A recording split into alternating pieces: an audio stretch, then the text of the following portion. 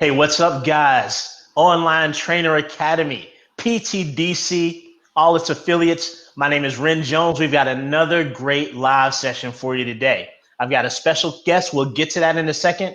First things first, I want all of you guys out there viewing, go ahead and get on your keyboards down there. Let us know where you're from, and you're going to get an opportunity to get a copy of the Wealthy Online Trainer, highly wealthy. I'm sorry, the highly is important, the highly wealthy online trainer box set. So just go to your keyboard, log in, let us know where you're from, and you'll see an opportunity to scroll up in the feed pretty soon. But without further ado, my name is Ren Jones, owner at Fitness Jones Training. I am one of the graduates of OTA from the very first group, and I'm here to help you guys navigate this stuff, man.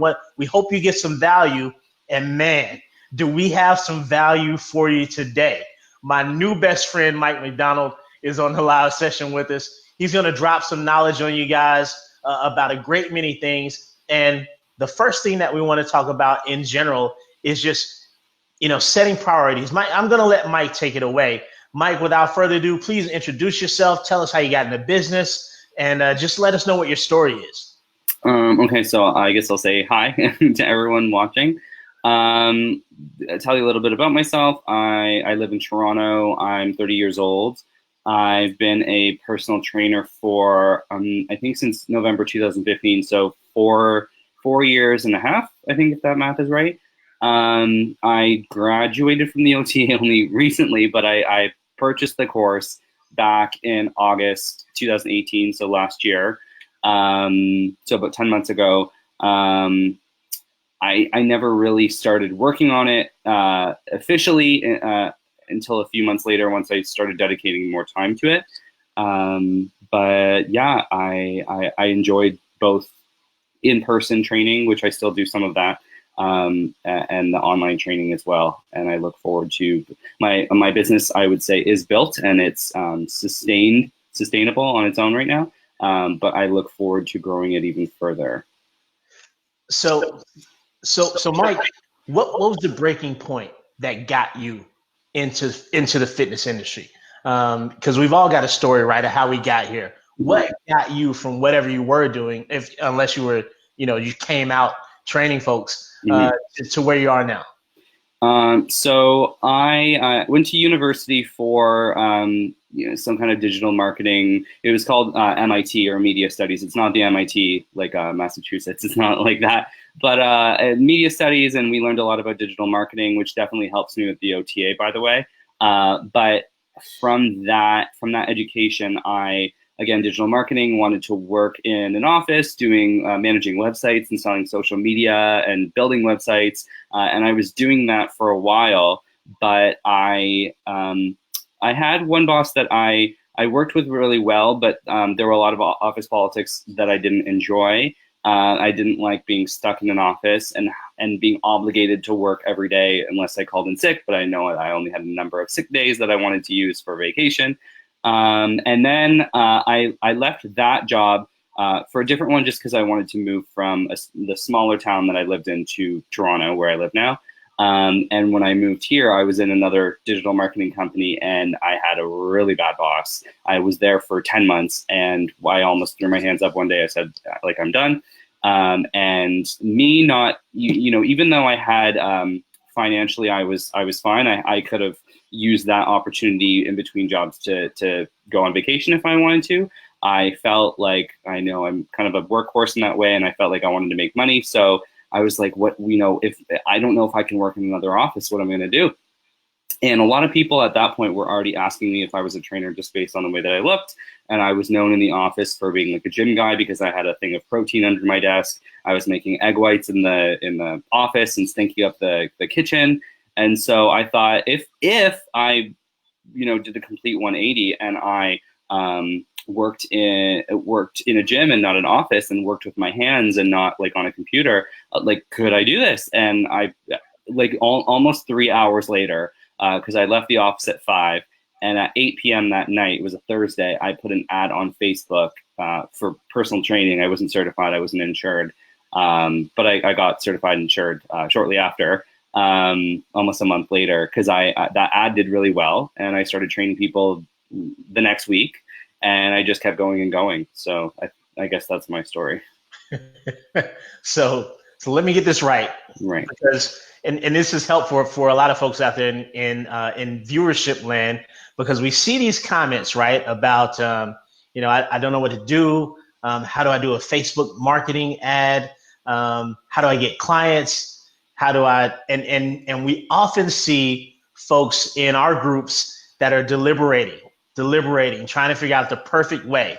If I'm understanding correctly, you basically ripped your shirt off, took a pic, and said, "Hey, let me train." Is that what I'm understanding? Pretty much. I think I made the first Facebook post sound a little bit like I was already a trainer, but not so much, because I didn't want to lie, or I didn't want to mislead people. But yeah, I think the picture spoke for itself.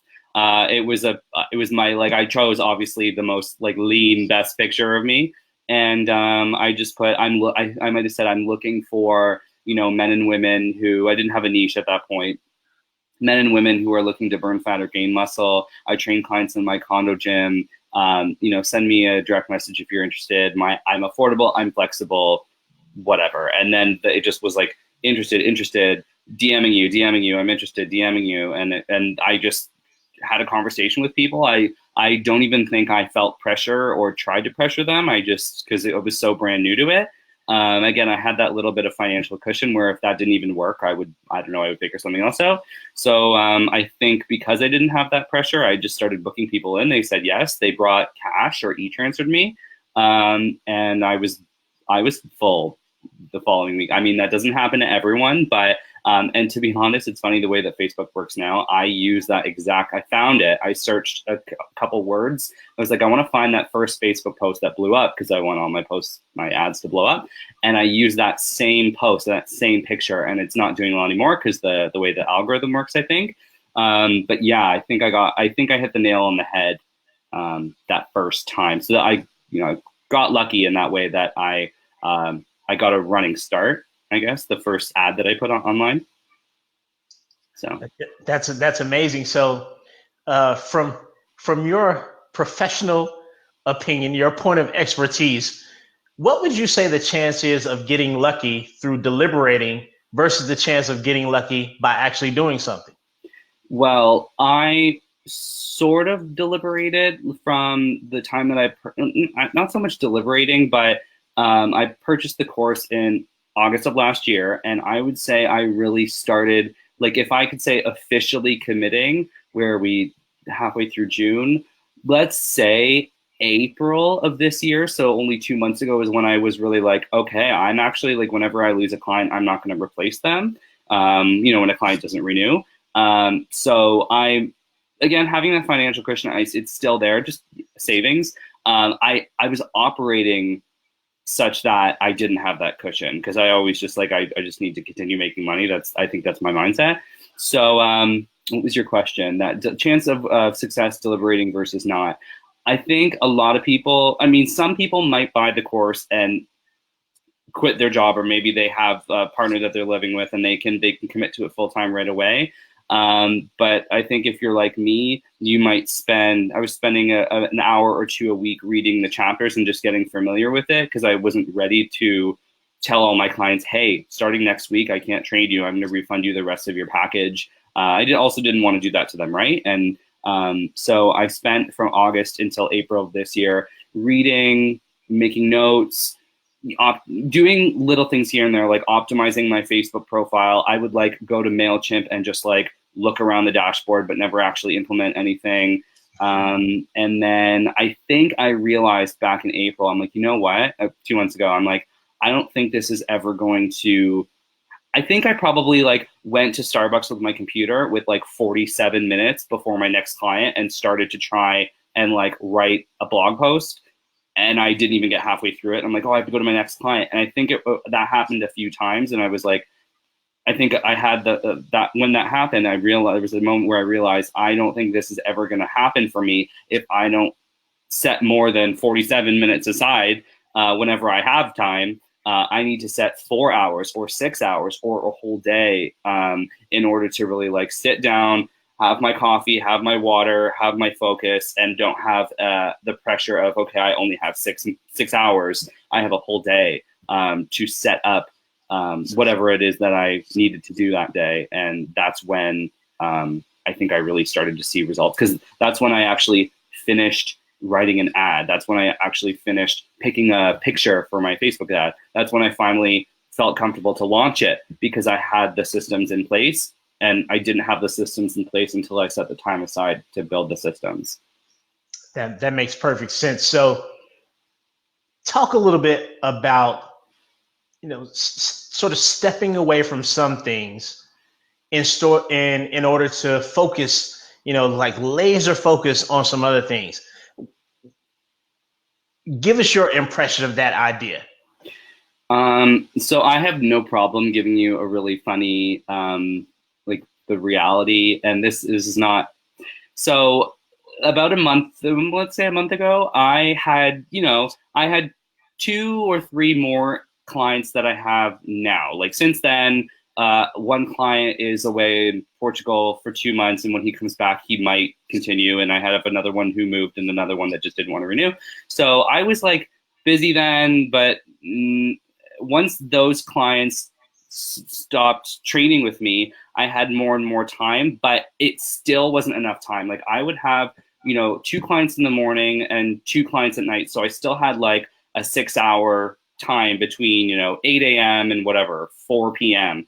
But when I got home, I needed to make breakfast, and then I needed to put those dishes in the dishwasher, and then I needed to sit down. Before that, I needed to shower. And so 6 hours was really 4, and 4 hours of work was really 2 hours of work where I wasn't distracted.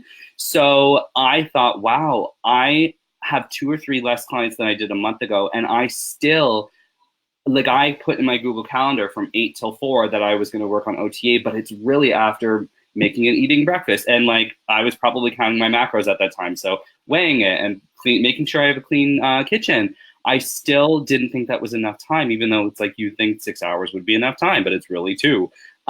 So I stopped. I was like, but what more can I cut out? Because I are like, these feel like the bare essentials, like making sure I go to my clients, making sure I come home and have breakfast, showering, going to the gym if I didn't mention that.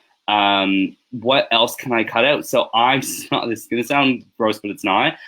After breakfast, I just would throw my dishes in the sink. I wouldn't make sure my kitchen was spotless. So I work with Amber from the OTA, and I made a joke with her that like my kitchen sink was piling up, because I was like, you know what? I got home, I had to shower. I showered, and I made breakfast. I threw my dishes in the sink, and I'm like, I'm just going to sit down, and I'm not going to feel like I have to clean my house in order to feel like I can sit down and do work. So I specifically remember a week of like Monday to Friday where on Monday I did that, on Tuesday I did that, on Wednesday the sink was piling up from like 3 days of breakfast and a few days of lunch, and the pots and pans were in there. And then I was like, I think that week was when I got my first few clients, or when my ads did really well. And I felt like there was a legitimate correlation between how dirty my kitchen was getting and how successful my business was. So I would, when I was communicating with Amber, I was like, oh my God, I got, 2 more clients today. I have 7 clients now. She's like, that's amazing. And I'm like, and by the way, my kitchen is so gross. Like, and that I'm like proud to say that, because it almost represented the idea that I was letting go of things that were a priority.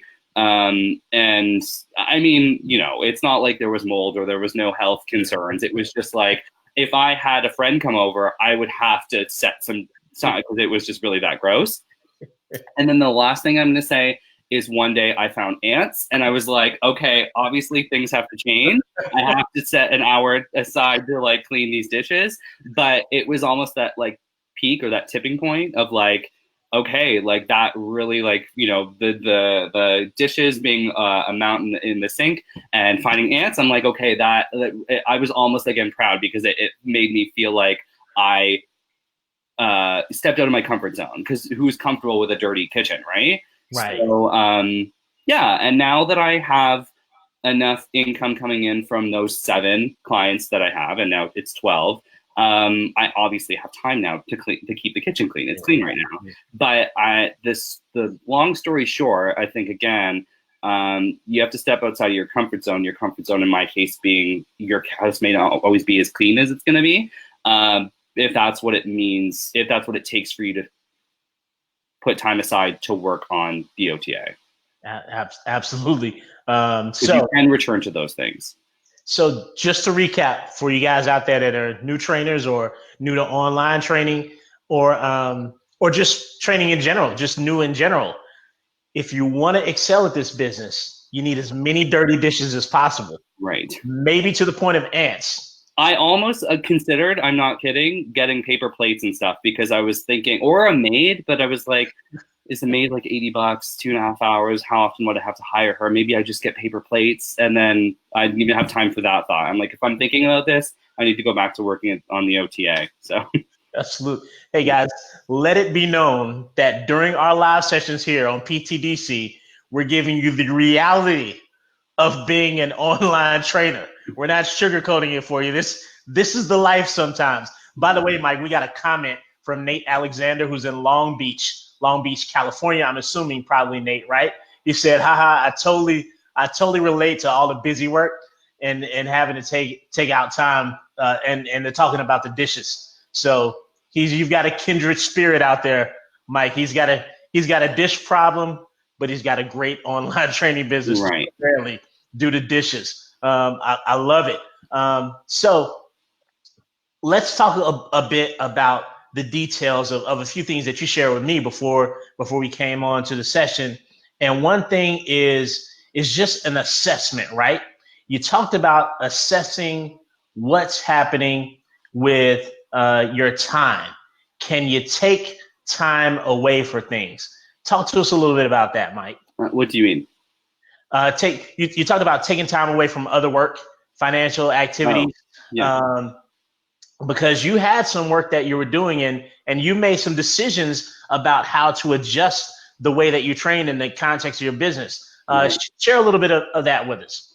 So if by other work you mean like my in-person clients, again, it's more of it. I think for the first 3 years, I had a borderline unhealthy paranoia about, like, my clients would one by one, not renew, and then I would have no clients. So whenever a client didn't renew, I felt like I immediately had to find a client to replace them. So it was 2 or 3 months ago where I thought, okay, why don't I, instead of ripping the Band-Aid, and I didn't want to do this to my clients because I have a very personal relationship with a lot of my clients, like we all probably do, didn't want to fire them. So why don't I just gradually, because this is for me and for them, gradually just not renew them when they don't renew, or replace them with another client when they don't renew, which I have a good retention rate. So this doesn't happen often, but I have some clients that were, they're like, oh my God, I wasn't going to the gym before, and my goal was to just get back into the gym, and you helped me with that. So these 12 sessions, like I'm going to try doing it on my own. After our last 2 sessions, is that okay? And usually I would, like, my heart would go into my stomach and I'd be like, yeah, that's fine. Or I would try to obviously resell them. But if they said no, I would have to that night feel like I needed to replace them. But 2 or 3 months ago, I made the decision to just actually take that as a relief, and which was a good feeling, and not replace them, and replace that time with working more on OTA. So it wasn't that I actually had to, like, cut things out. I just didn't replace clients when other clients didn't renew. So it was kind of easy, which I'm grateful for. Now, in your opinion, is that a strategy that's right for everybody, or is it a case by case basis per trainer? I think the only thing that I don't know how any other way, that if you're comfortable with, I think, if you don't mind me sharing, when you were talking before about, it's a good idea to give people a year's notice and say it's January 1st, in an entire year from now. That's a lot of notice. So I think that's a lot of time for them to kind of mentally say, okay, in 1 year from now, you can't come to my condo gym and train me anymore. if you're comfortable with telling all of your clients, all 14 of your clients, if that's how many you have, and you have a very personal connection with all of them, hey, as of next week, that's not very much notice. As of tomorrow, there's no notice at all. As of 1 or 3 months from now, I won't be able to train you. That's great. For me, some of my clients, I don't have the heart to tell them that. They do understand though, because I've shared with them, hey, I purchased the online trainer academy course. I want to become an online coach. It's a great thing for me. It's going to give me a little bit more freedom. So if I did, I think they would understand. But I forget what your original question was. But that's all right. Is it good for everyone? Yeah, right. If you can find a way to let your clients go, then great. But for me, my retention is good. So some of my clients have decided not to renew, but I do have, I have 2 clients tonight, and I will never let them go. The reason is because I still want to leave my house every day. I don't want to have zero reason to leave the house, because I feel like I'll get cabin fever. So these clients happen to live beside the gym that I train at. So I need to leave. And you know what? I don't want to be that person who works from home and then doesn't leave the house to go to the gym too. So having to go train them makes me feel like I still need to leave the house, but I don't. If I need to cancel that day because it's just a day where I want to stay in my pajamas, it's only 1 or 2 people that I'm letting down, which I never do that. But it's easier. It's an easier pill to swallow going to bed at night, knowing that you only have an hour or 2 of work the next day where you have to be in front of a client rather than 6. So will I ever let my in-person training go? Yeah, I probably won't look for new clients when the 2 that I have tonight that I think would, never leave me. I think they really enjoy our training. But yeah, eventually when all of my clients, let's call it years down the road, if they don't decide to renew, the 6 that I have left, I don't know. I feel like I'll still find a reason to leave the house. I thought about maybe getting into some kind of like modeling or something where I don't have to leave the house every day, but I have like gigs, 3 gigs a week. So we'll see.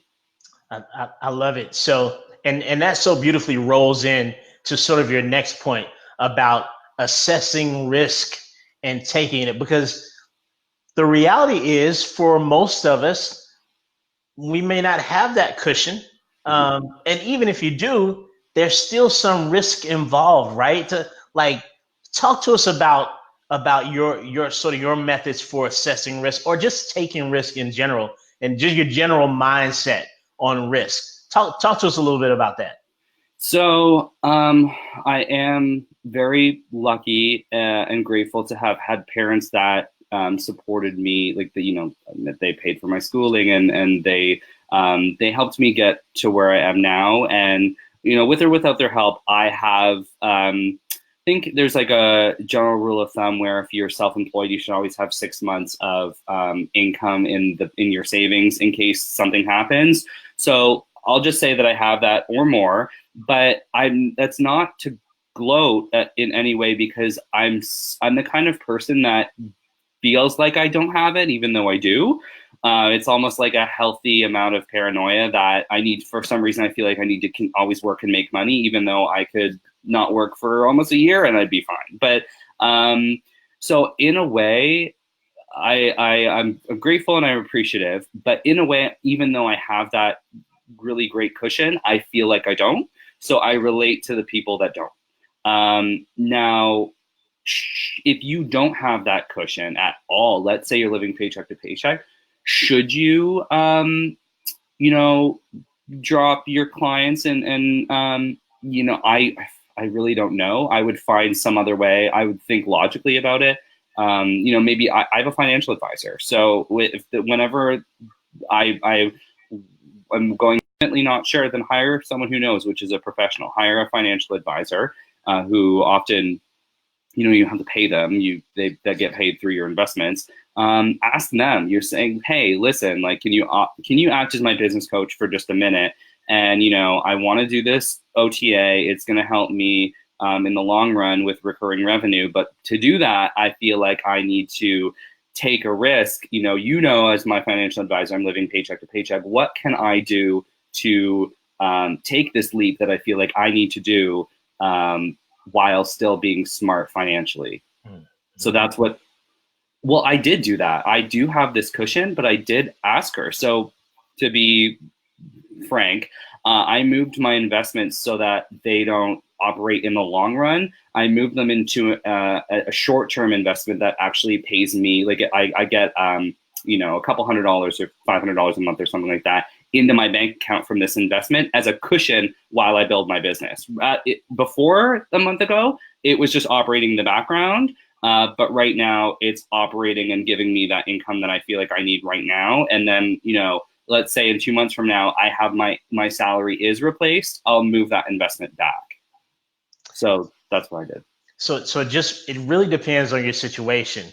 Do you feel like there's a possibility of success with zero risk? Like is there in your mind any scenario where an entrepreneur, an online trainer, or a trainer in general incurs zero risk and gets any type of reward?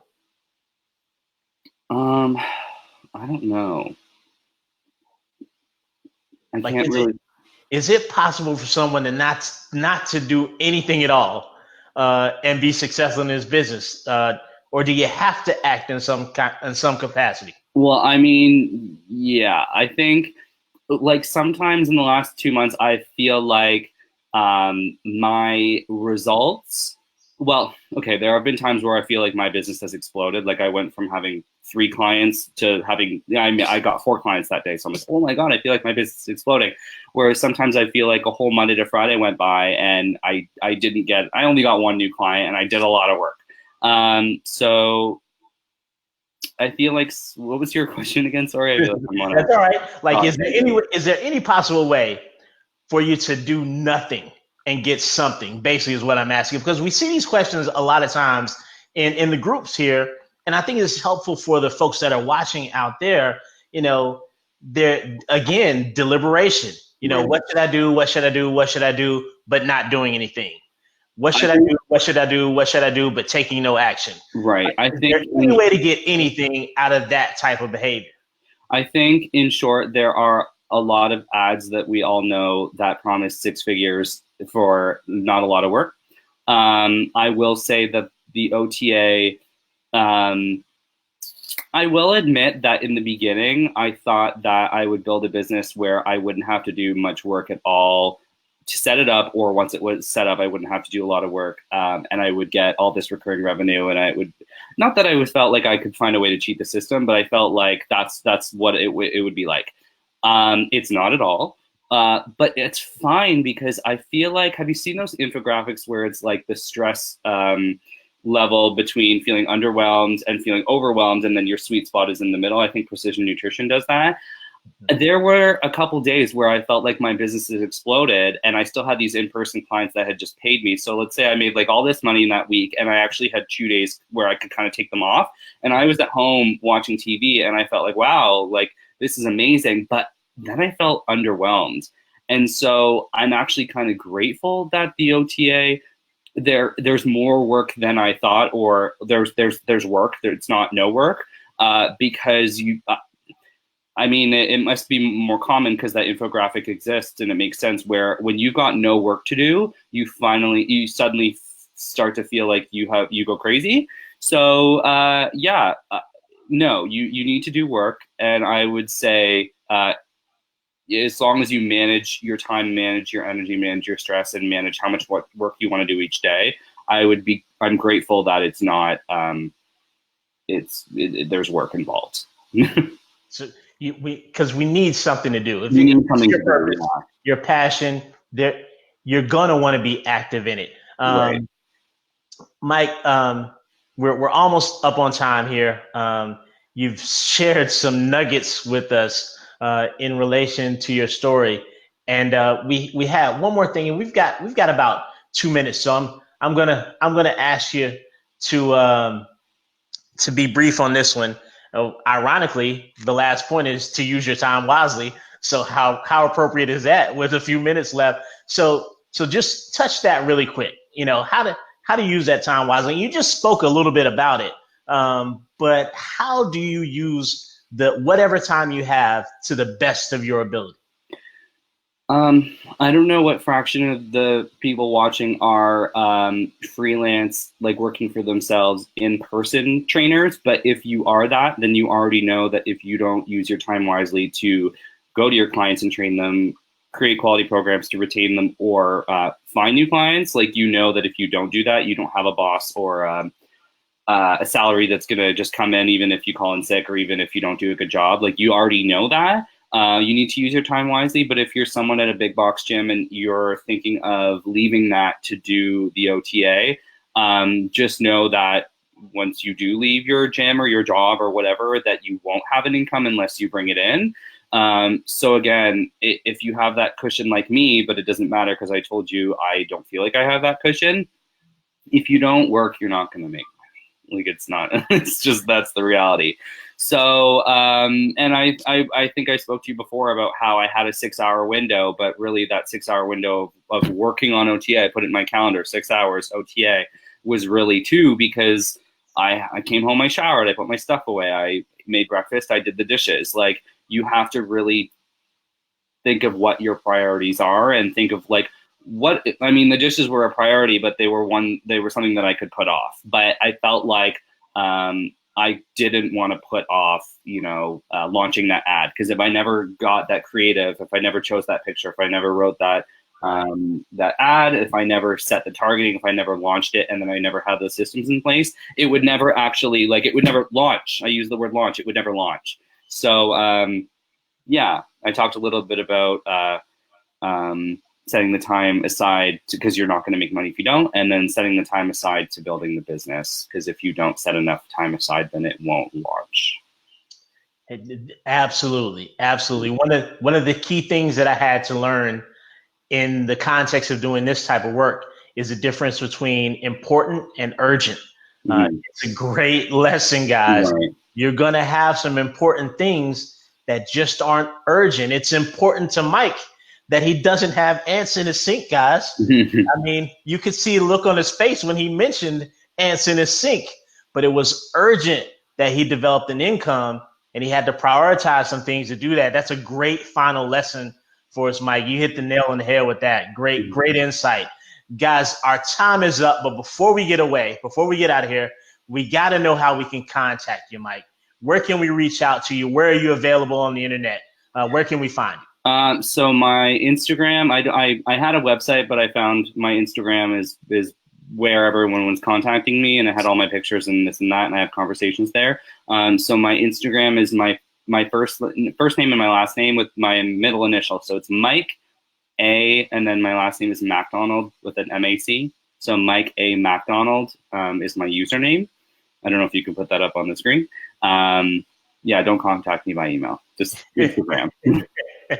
You'll get a sense of who I am, what I look like, my personality, and we can have a conversation there in the DMs. Perfect, Mike.